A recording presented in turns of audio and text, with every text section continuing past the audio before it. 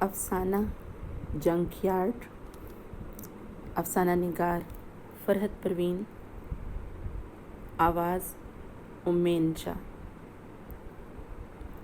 دریائے نیاگرا کے پل پر سے گزرتے ہوئے فیضی نے نشیب میں اشارہ کرتے ہوئے مجھے دکھایا، یہی ہے وہ جنک یارڈ جہاں ہمیں جانا ہے۔ اگلا ایگزٹ لے کر ہم نشیب کی طرف چلے اور تقریباً 15 منٹ بعد ہم جنک یارڈ میں تھے۔ دراصل پچھلے ہفتے میری گاڑی کا ایکسیڈنٹ ہو گیا تھا۔ گاڑی چونکہ پرانے ماڈل کی تھی، اس لیے اس کے اسپیئر پارٹس مہنگے ہونے کے علاوہ آسانی سے دستیاب بھی نہ تھے۔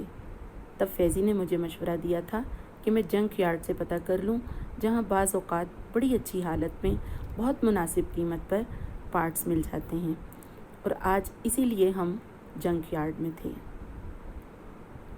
جنک یارڈ کو دیکھتے ہی ایک عجیب احساس نے مجھے گھیر لیا۔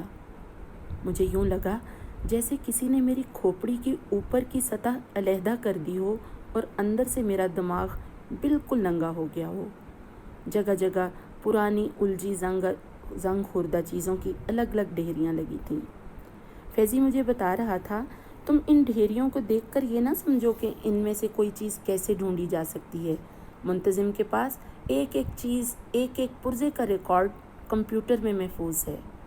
منٹوں میں بتا دے گا کہ کون سی چیز کس ماڈل کی کتنی تعداد میں کس ڈھیر میں موجود ہے۔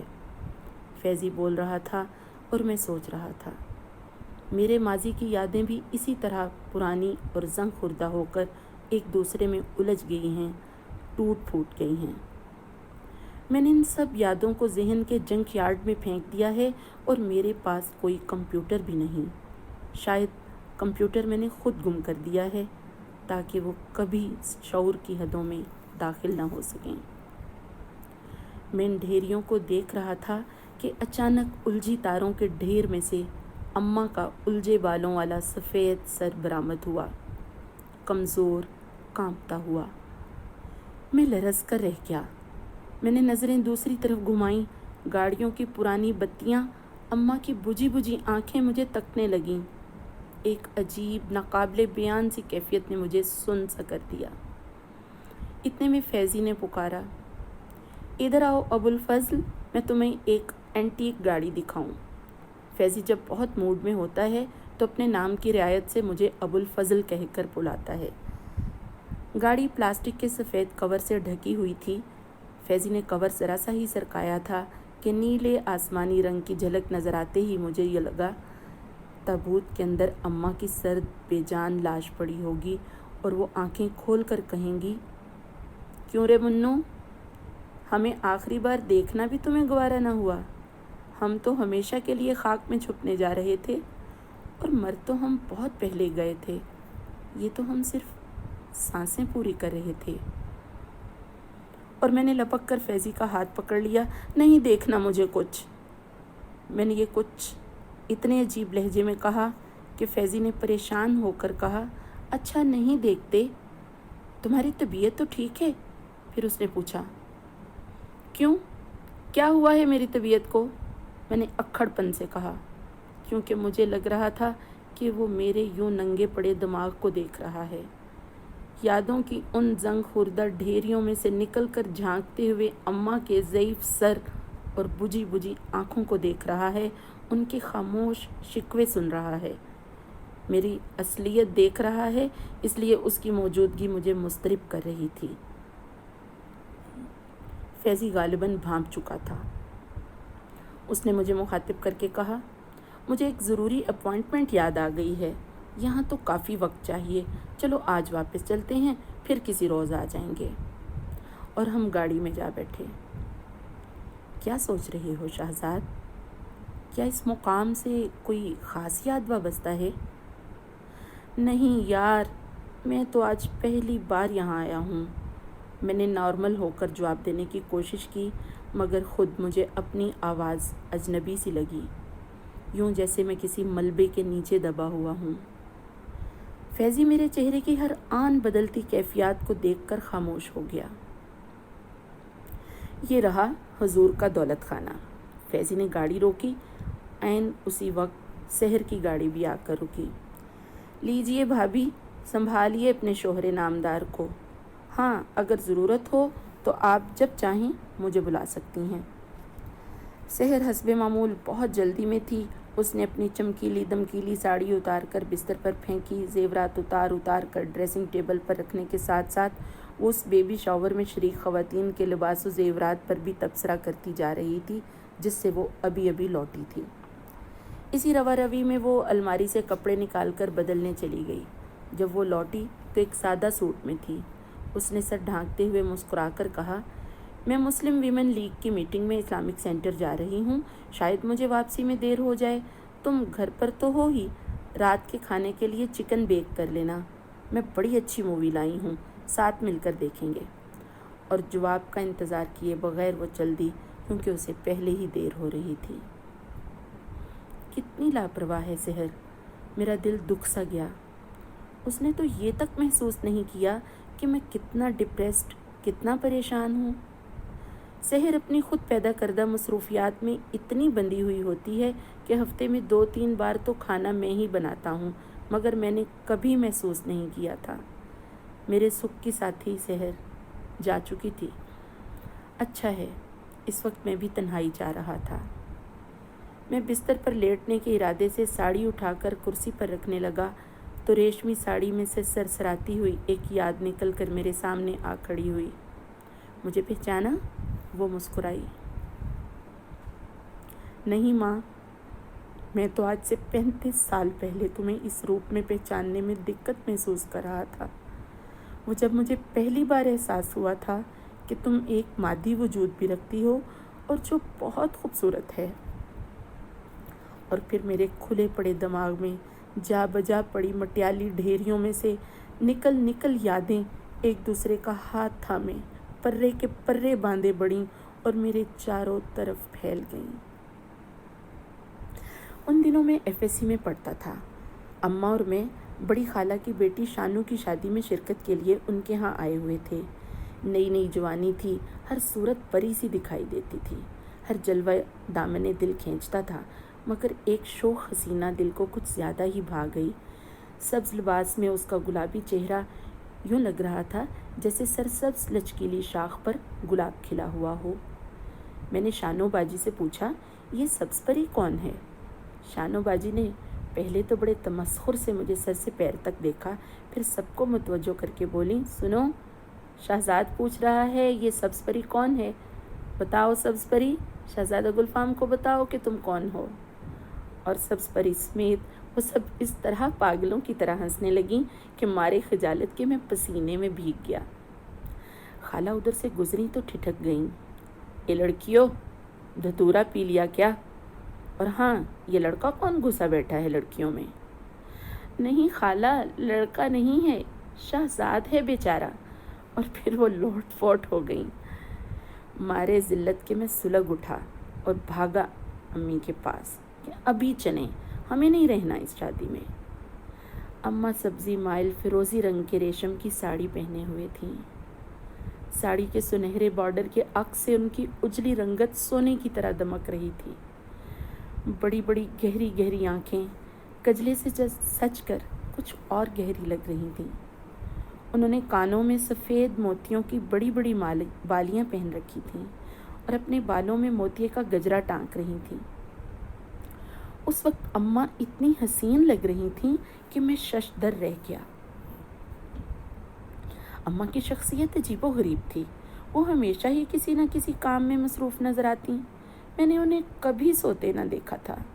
हमारे सोने तक वो जाग रही होती और हमारे जागने से पहले उठ चुकी होती। यही हाल खाने पीने के मामले में था। वो अपने हाल हुलिये से बेनियाज हम वक्त अब्बा और हम सब बहन भाइयों की नाज़बरदारियों और ख़ातिरदारियों में यूँ मसरूफ़ रहती जैसे वो सिर्फ़ इसीलिए दुनिया में भेजी गई हों। उनके मोहब्बत भरे रूहानी वजूद ने उनके मादी वजूद को इस तरह ढांप रखा था कि मुझे कभी ख्याल ही नहीं आया था कि वो गोश्त पोस्त का एक वजूद भी रखती हैं। जब कभी ख़ानदान की किसी तकरीब में जाती तो अपने घराने की इज़्ज़त के ख्याल से खूब पहन ओढ़ कर जाती। तब वो यूँ ओपरी ओपरी लगती जैसे बहरूप भर लिया हो। اور تقریب سے لوٹتے ہی سب کچھ یوں اتار پھینکتی جیسے ڈرامے میں ان کا پارٹ ختم ہو گیا ہو، اور پھر حسب معمول فوراً ہی کسی نہ کسی کام میں جٹ جاتی۔ لیکن اس روز شانو باجی کی شادی میں نے پہلی بار اماں کو غور سے دیکھا اور پھر اپنی شکایت بھول کر ان سے شکوہ کر بیٹھا، اماں آپ بہت بخیل ہیں، کچھ بھی نہیں دیا آپ نے مجھے، نہ یہ اجلی رنگت، نہ یہ گہری گہری آنکھیں، اور نہ یہ لمبا قد۔ مجھے معلوم ہے لڑکیاں میرا مذاق کیوں اڑاتی ہیں، اس لیے کہ میں کم رو اور پست قد ہوں۔ دیوانہ ہوا ہے تو کوئی میری آنکھوں سے تو دیکھے کہ تو کیا ہے، اماں نے گویا تسلی دی۔ مگر آپ کی آنکھیں سب کے چہرے پر نہیں لگی ہوئی اماں، میں نے چڑھ کر کہا۔ ارے منو، یہ تو کن چکروں میں پڑ گیا ہے، اصل حسن تو کردار کا ہوتا ہے۔ اور وہ جو سب لڑکیاں میرا مذاق اڑاتی ہیں شانو باجی سمیت، ارے چھوڑ، تو منہ ہی نہ لگ ان چڑیلوں کے، بس تو ڈاکٹر بن لے، پھر دیکھنا میں تیرے لیے کیسی چاند سی شہزادی لے کر آتی ہوں، دیکھتی رہ جائیں گی یہ سب۔ اور اماں نے اپنا کہا سچ کر دکھایا۔ جب میں نے ڈاکٹری پاس کر لی تو اماں بولی، تجھے یاد ہے منو، میں نے تجھ سے وعدہ کیا تھا کہ تیرے لیے شہزادی لے آؤں گی، مگر اماں مجھے ابھی شادی نہیں کرنی۔ کیوں؟ اماں حیران رہ گئیں۔ اب نہیں کرے گا تو کیا بڑھاپے میں کرے گا؟ اس عمر میں تیرے ابا 2 بچوں کے باپ تھے، ماشاءاللہ 23 سال کا ہو گیا ہے۔ اماں دراصل میں چاہتا ہوں کہ پہلے امریکہ سے سرجری میں اسپیشلائز کر لوں۔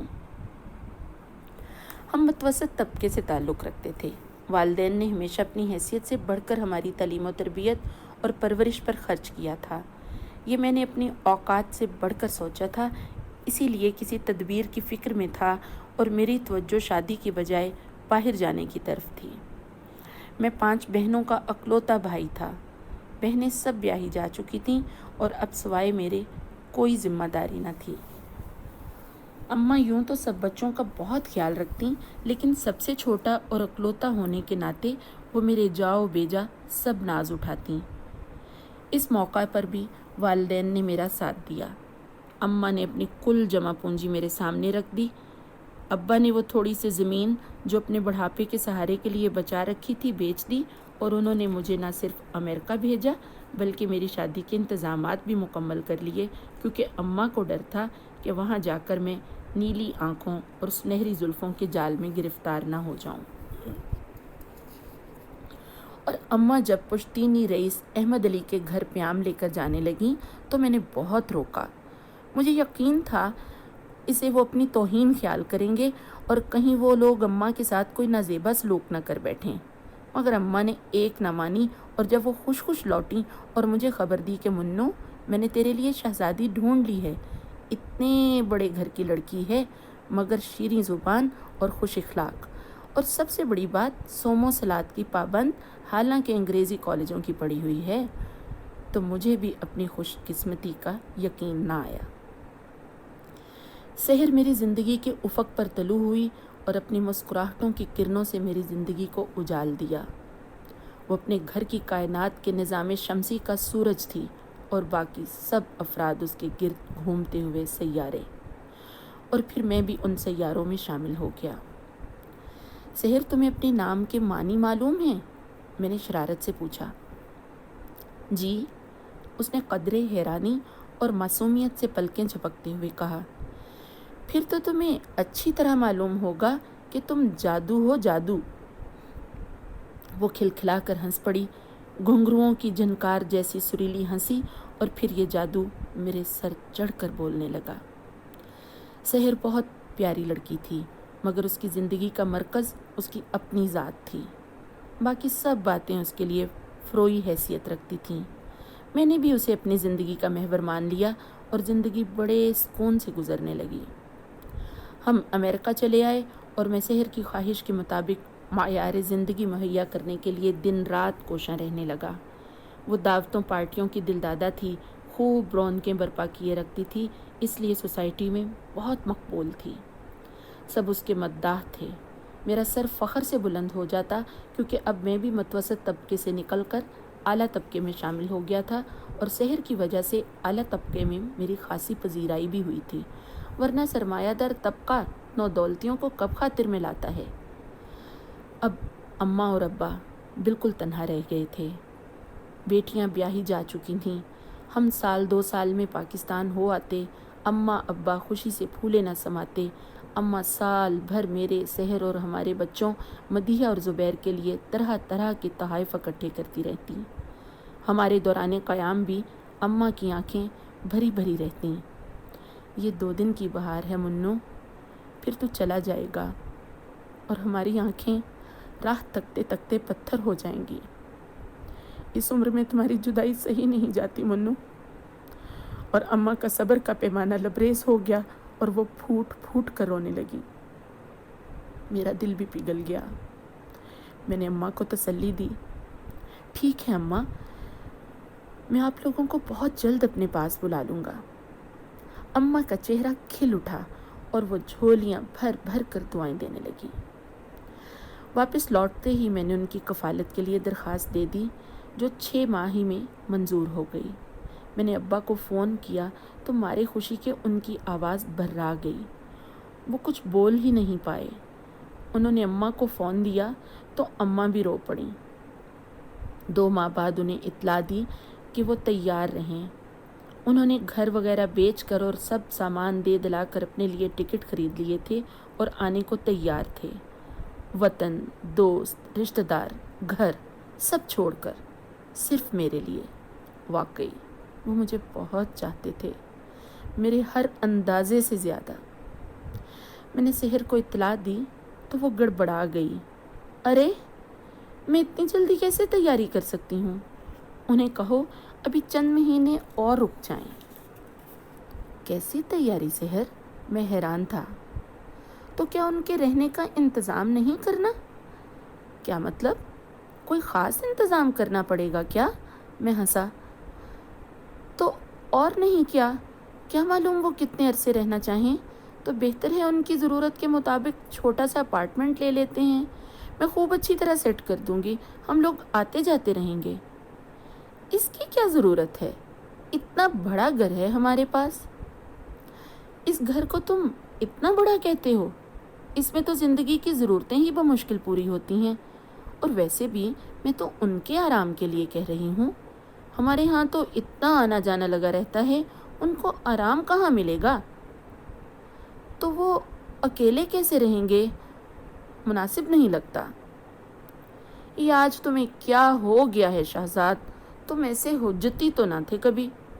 ادھر پاکستان میں بھی تو اکیلے رہتے تھے، ادھر تو ہم موجود ہیں، روز ملتے رہیں گے، انہیں اپنے گھر لے آیا کریں گے۔ میں نے 2-1 اپارٹمنٹ دیکھ رکھے ہیں، تم تھوڑا وقت نکالو تو تمہیں بھی دکھا دوں گی۔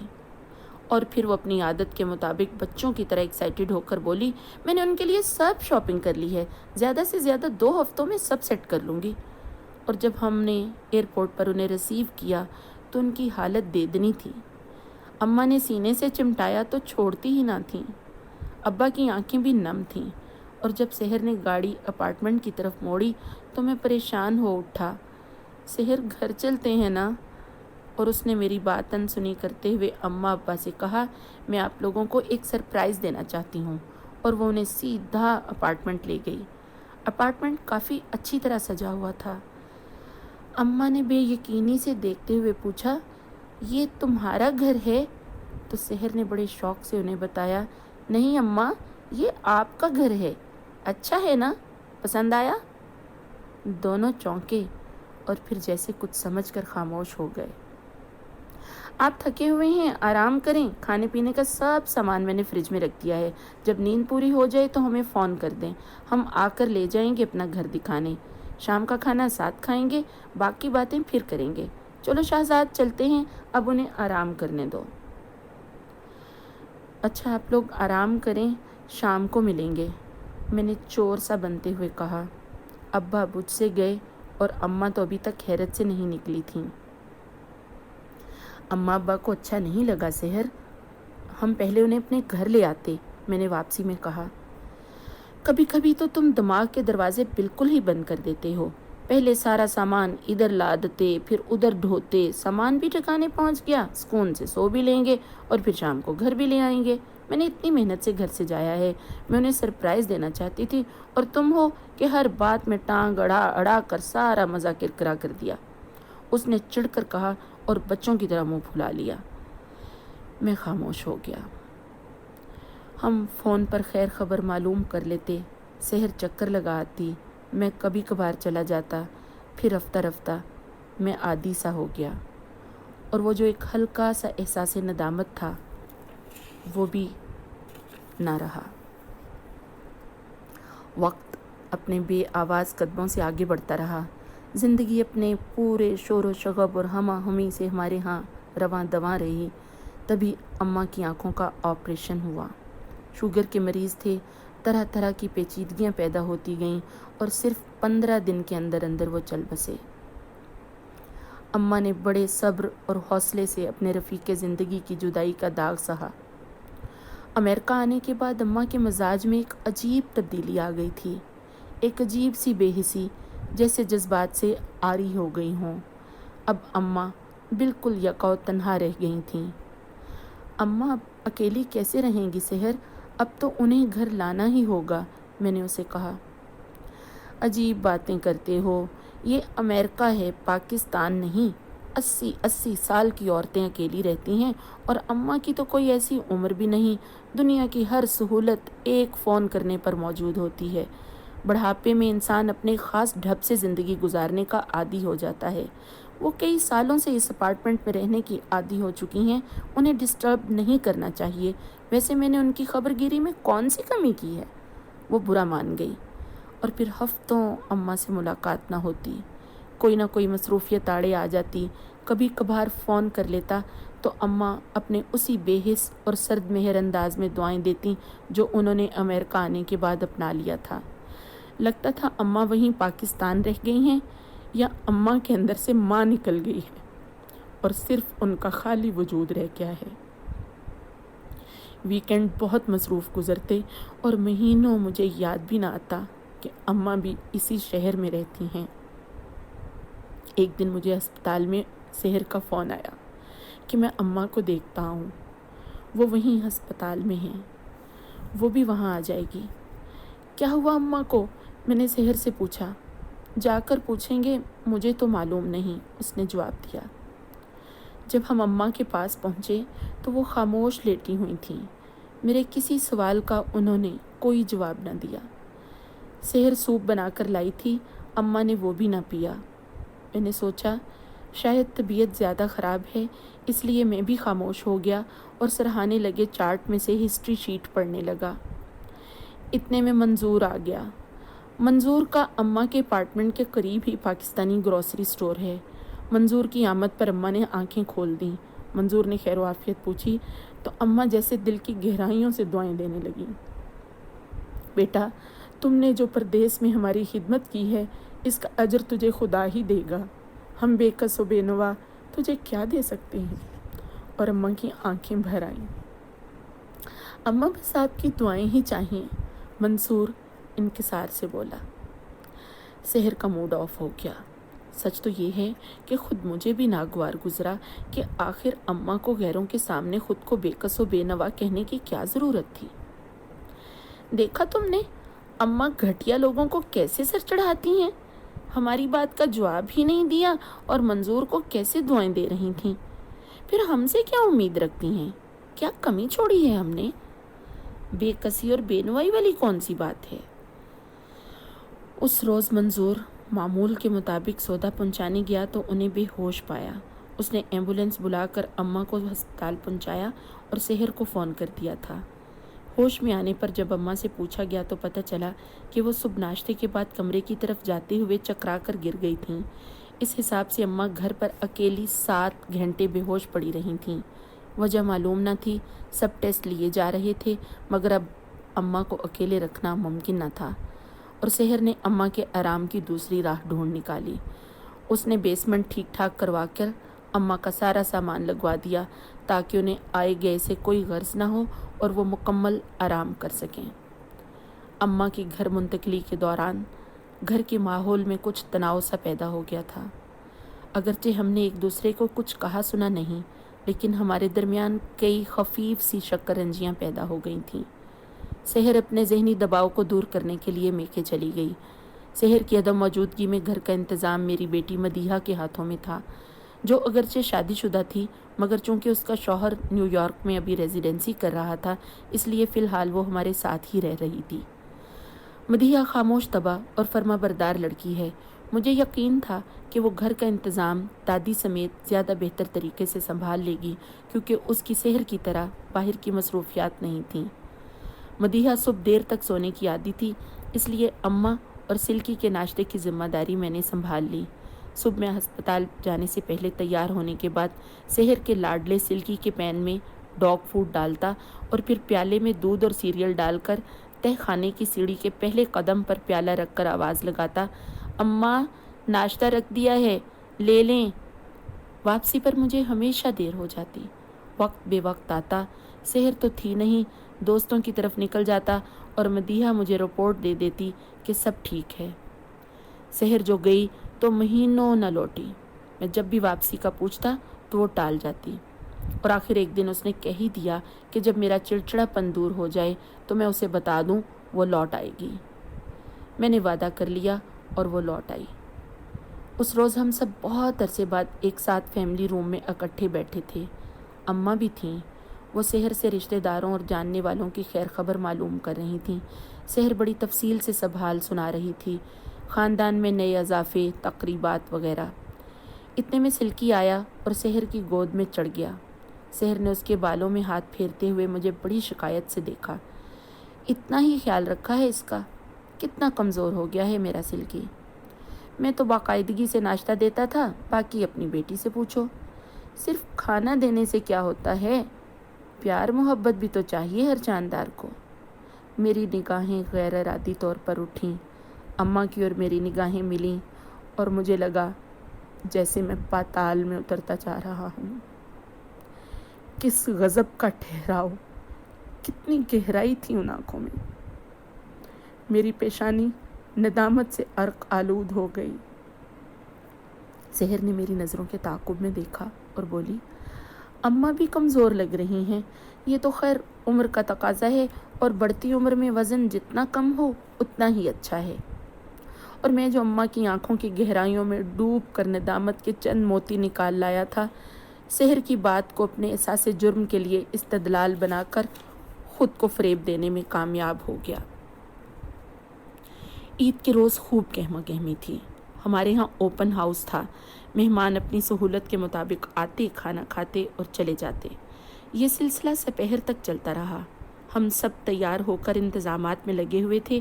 میں کچن میں سحر کی مدد کر رہا تھا کہ اس نے یاد دلایا، اب اماں سے عید ملائیے، میں تو ملائی ہوں، میں نے نئے کپڑے بنوا دیے تھے ان کے، وہ اوپر فیملی روم میں بیٹھی ہیں۔ اوہ، مجھے تو یاد بھی نہ رہا تھا کہ اماں بھی ہمارے ساتھ اسی گھر میں رہتی ہیں، میں نے دل میں سوچا اور کچھ شرمندہ سا اماں سے ملنے چل دیا۔ اماں نے بے تاثر چہرے کے ساتھ میرے سر پر ہاتھ پھیرا۔ مجھے صدمہ ہوا، ایسا لگا جیسے انہوں نے پہچانا نہیں۔ میں نے اپنے شبہ کی تصدیق کے لیے پوچھا، اماں کیسی ہیں آپ؟ اچھی ہوں بیٹا، جیتے رہو، انہوں نے یوں کہا جیسے کوئی راہگیر کسی بزرگ کو احتراماً سلام کر دے تو رسماً دعا دے دی جائے۔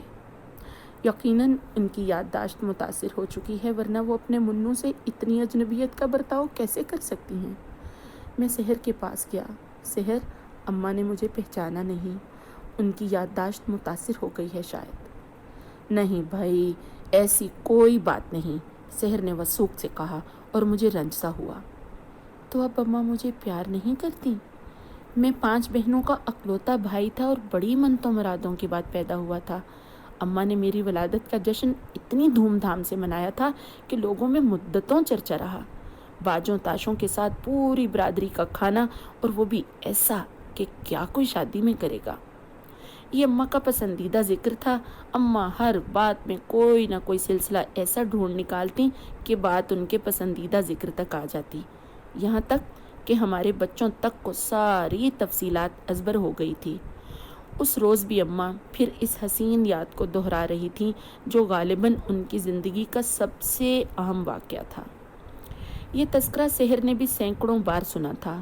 اس نے اماں کو ٹوک دیا، بس کرو اماں، اب تو تمہارے نواسوں پوتوں کے بھی بچے ہو چکے ہیں، کیا شہزاد ابھی تک پیدا ہوتے رہیں گے؟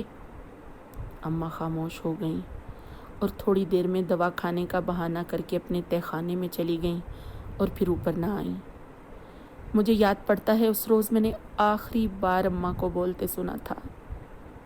کچھ عرصے بعد مجھے معلوم ہوا کہ اماں نے قوت گویائی کھو دی ہے۔ وہ لیگیومز کی بیماری کا شکار ہو چکی تھی۔ انہیں فوراً ہسپتال پہنچا دیا گیا۔ وہ 6 مہینے تک ہسپتال میں رہیں، مگر پھر آخرکار ڈاکٹروں نے جواب دے دیا کہ وہ مزید کوئی مدد نہیں کر سکتے۔ یہ بات میں بھی جانتا تھا کہ وہ آہستہ آہستہ مختلف قوتوں سے محروم ہوتی جائیں گی۔ اس میں کتنا عرصہ لگے گا خدا بہتر جانتا ہے۔ جب سے اماں نے قوت گویائی کھوئی تھی تب سے ان کی آنکھیں بہت بولنے لگی تھیں۔ وہ سارے شکوے شکایتیں جو انہوں نے بے حسی اور سرد مہری کی تہوں میں چھپا رکھی تھیں، ان کی آنکھیں اتنی فصاحت و بلاغت بیان کرتیں کہ میں تمہیں ساتھ کھڑے ہوئے لوگ بھی سمجھ جاتے۔ میں شرم سے پانی پانی ہو جاتا، اور جب جاننے والے ہمدردی سے ترس کھاتے تو میرے لیے اپنے قدموں پر کھڑا ہونا مشکل ہو جاتا اور میں لوٹ آتا۔ اب اماں ایک چلتی پھرتی عورت نہیں، گوشت کی لوت نہیں، ایک زندہ لاش تھیں۔ سحر کو تو انہیں دیکھتے ہی ڈپریشن ہونے لگتا۔ مدیحہ اپنے شوہر کے ساتھ جا چکی تھی۔ معمر شہری ہونے کی وجہ سے انہیں صبح سے شام تک سرکاری طور پر نرس کی سہولت میسر تھی، مگر اماں کو تو 24 گھنٹے نگہداشت چاہیے تھی۔ بھلے میں اعتراف نہ کرتا، لیکن مجھے معلوم تھا کہ میں نے پہلے بھی اماں کی کوئی پرواہ نہیں کی تھی، اور اب تو معاملہ ہی اور تھا۔ آخر یہاں کی سہولتوں سے فائدہ اٹھاتے ہوئے اماں کو ہاسپس بھیجنے کا طے کر لیا گیا، جہاں لاعلاج مریض اپنی موت کا انتظار کرتے ہیں۔ جب اماں کو اس فیصلے کا علم ہوا تو ان کے شکستہ اعصاب بالکل ہی جواب دے گئے۔ ان کے آنسو تھے کہ تھمنے کا نام نہ لیتے تھے۔ وہ برسوں کے روکے ہوئے طوفان کو آج بہا دینے پر تلی ہوئی تھیں، اور پھر بات ان کے قابو میں نہ رہی، یہاں تک کہ انہیں دوا کھلا کر سلانا پڑا۔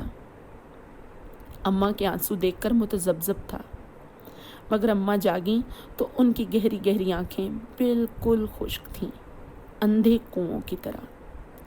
اس روز پہلی بار اماں کی آنکھوں سے التجا جھانکی۔ انہوں نے اشارے سے کاغذ قلم مانگا اور پرزے پر لکھا، منو، میرے بچے، خدا کے لیے مجھے وہاں نہ بھیجو، چاہے زندہ دفن کر دو۔ یہ بات تو ان کی آنکھیں پہلے ہی کہہ چکی تھیں۔ سحر کو شدید ڈپریشن ہونے لگا، اس کا دل ڈوبنے لگا اور وہ نیم بے ہوش سی ہونے لگی۔ اس کی سہیلی اس کا دل بہلانے کے لیے اسے اپنے گھر لے گئی۔ اس کی طبیعت اماں کی حالت دیکھنے کی متحمل نہیں ہو رہی تھی، اس لیے اماں کو ہاسپس بھیجنا ناگزیر ہو گیا۔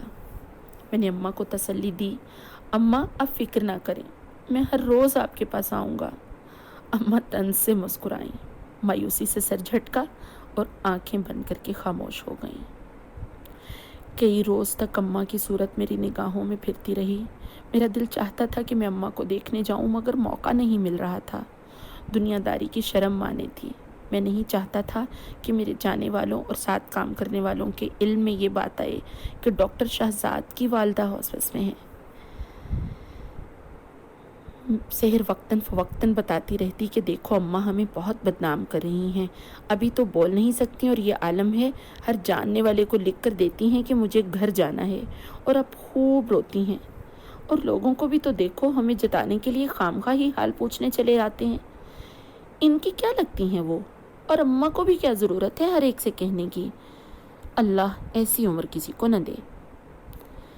زندگی اپنے اختیار میں بھی تو نہیں ہے سحر، یہ تو ہے اللہ ان کی مدد کرے اور مشکل آسان کرے۔ اور پر مہینے بیتتے چلے گئے اور اماں تقریباً ذہن سے محو ہو گئیں۔ جان پہچان کے لوگ بھی غالباً اکتا گئے تھے، کیونکہ سحر نے بھی کبھی کوئی ذکر نہیں کیا تھا۔ اور جب اللہ تعالیٰ نے اماں کی مشکل آسان کی تو میں لندن میں تھا۔ واپسی کے سفر میں ایک دہشت سی مجھ پر سوار تھی کہ اب تو اماں کا سامنا کیے بنا چارہ نہیں۔ کیسے دیکھوں گا میں انہیں؟ ان کی ناراض روح بھی تو کہیں آس پاس ہوگی، میں آخری وقت پر ان سے معافی ہی مانگ لیتا۔ وہ تو اتنی نرم دل تھیں، یقیناً معاف کر دیتی۔ ایئرپورٹ پر میرے کئی دوست مجھے لینے اور تسلی دینے کو موجود تھے۔ میں گھر تک کے راستے میں کچھ نہ بولا۔ مجھے بتایا گیا کہ اماں کو گھر لے آئے ہیں، تجہیز و تکفین ہو چکی ہے، رات بھر کے لیے گھر پر رکھیں گے اور کل ظہر کی نماز کے بعد جنازہ ہوگا۔ سب کچھ طے شدہ تھا، تو اماں گھر پر ہیں؟ اور میرے ذہن میں وہ نقشہ پھر گیا جب دادی کی وفات پر ان کا پلنگ سر صحن کے درمیان میں رکھا تھا اور چاروں طرف پھوپھیاں، چچا، ابا، اماں اور دوسرے اعزاء و اقربا دھاڑے مار مار کر رو رہے تھے۔ مجھے بتایا گیا کہ میری بہنیں بھی پہنچ چکی ہیں۔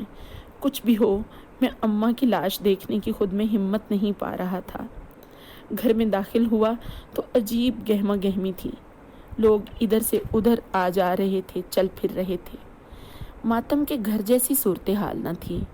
کوئی روتا دکھائی نہیں دے رہا تھا اور نہ کہیں اماں کا پلنگ دکھائی دے رہا تھا۔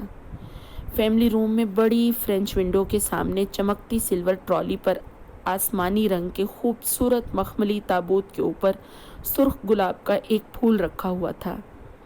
کمرہ یوں بھرا بھرا سا لگ رہا تھا جیسے کسی نے نئے فرنیچر پیس کو سجانے سے لگنے لگتا ہے۔ ادھر ادھر صوفوں پر، کشنوں پر اور کارپیٹ پر خواتین چھوٹے چھوٹے گروپوں میں بیٹھی مختلف موضوعات پر باتیں کر رہی تھیں۔ میں آہستہ سے تابوت کی طرف بڑھا۔ اماں اس کے اندر ابدی نیند سو رہی تھیں۔ میں نے ڈھکنا نہ اٹھایا کہ مجھ میں اس کی ہمت ہی نہیں تھی۔ مجھے خوف تھا کہ ان کے چہرے کی بے بسی اور خاموش شکوے اب بھی زبان بے زبانی سے بولیں گے کہ زندگی میں تو اس گھر میں میرے لیے جگہ نہ تھی، اب کیوں لے آئے ہو دنیا دکھانے کے لیے؟ اور میں نے ان کا آخری دیدار نہ کیا۔ کمرے سے نکلتے ہوئے، مردانے میں جاتے ہوئے میں نے اپنی بہن کی آواز سنی۔ وہ پرسہ دینے والی کسی خاتون سے کہہ رہی تھیں، اماں نے بڑی شان سے زندگی گزاری ہے، ماشاءاللہ، بچوں سے لے کر پوتوں اور نواسوں تک کی خوشیاں دیکھیں۔ بھابھی اور بھائی جان نے بڑی خدمت کی ہے، اللہ ایسا نصیب سب کا کرے۔ میرا سب جواب دے گیا اور میں اپنے دوست ڈاکٹر سہیل کے گلے لگ کر بچوں کی طرح پھوٹ پھوٹ کر رو دیا۔ کچھ روز مجھے اندر ہی اندر احساس جرم ہوتا رہا، مگر پھر زندگی کی مصروفیتوں اور ہنگاموں نے مجھے اپنے اندر جذب کر لیا اور اماں قصہ پارینہ بن گئیں۔ مگر آج جنک یارڈ میں جگہ جگہ پرانی چیزوں کی زنگ خوردہ ڈھیریوں کو دیکھ کر مجھے یوں لگا جیسے میرے دماغ کی سب الجھی تاروں سے اماں کا الجھے بالوں والا کانپتا ہوا سفید سر اور بجھی بجھی آنکھیں ابھر آئی ہیں اور میں ان کا سامنا نہیں کر پا رہا۔ پھر وہ آنکھیں اندھے کنووں کی طرح گہری ہوتی جا رہی ہیں اور میں کہیں پاتال میں دھنستا جا رہا ہوں، بہت نیچے، بہت ہی نیچے۔